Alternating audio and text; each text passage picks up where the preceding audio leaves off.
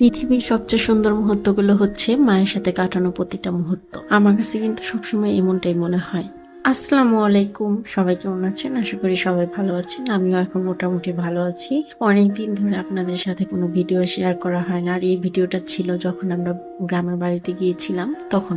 যেহেতু আমরা শহরে থাকি তাই সেভাবে কখনোই কচু শাক খাওয়া হয় না। কচু শাক ভাজিটা কিন্তু আমার খুবই ভালো লাগে। তো আম্মুকে বলা মাত্র আম্মু আর আমি চলে যাই কচু শাক তুলতে। আমাদের খেতে অনেক কচু শাক হয়েছিল, তো আমি আর আম্মু ভাবলাম যে এখান থেকে কিছু কচু শাক তুলে নেওয়া যাক। আম্মু খুবই তাড়াতাড়ি কচু শাক তুলে, তো আমি দেখলাম যে কিছুক্ষণের মধ্যে আমাদের পাতিলটা একদম কচু শাকে ভরপুর হয়ে যায়। আমি জানি কিছু মানুষ এই ভিডিওটা দেখে চিন্তা করবে যে এই কচু শাক খায়, সেটা আবার ভিডিও করা লাগে। আরে ভাই, কচু তো একটা শাক, তাই না?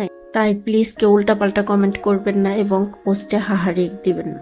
যাই হোক, দেখেন কথা বলতে বলতে আম্মু প্রায় কচু শাক তুলে পাতিলটা ভরে ফেলেছে।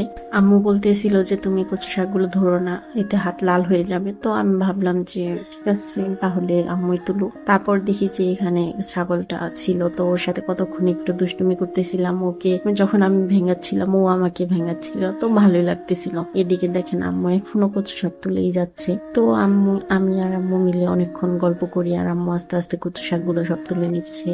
আম্মুর শাক তোলা দেখে আমারও খুব কচু শাক তুলতে ইচ্ছে করতেছিল, তাই ভাবলাম যে আমি একটু তুলি। কিন্তু শাক তুলতে যে আমি তো একদম কি বলবো, খুঁজেই পাচ্ছিলাম না যে আসলে কোন পাতাটা নিতে হয়। অনেক বাছাবাছি করার পরে দেখেন এই কয়টা পাতা হাতে নিতে পেরেছি। তারপরে দেখি আম্মু একদম পাতিলটাকে পুরো ভরে ফেলেছে। তারপরে আর কি বাসায় চলে আসি আমরা। আজকে এই পর্যন্তই। সবাই ভালো থাকবেন আর আমার জন্য দোয়া করবেন। আর যদি আমার ভিডিও ভালো লাগে তাহলে আমাকে অবশ্যই সাপোর্ট করবেন, আর যদি ভালো না লাগে তাহলে ইগনোর করতেই পারেন, সেটা আপনার ব্যক্তিগত। ভালো থাকেন, আল্লাহ হাফেজ, টেক কেয়ার।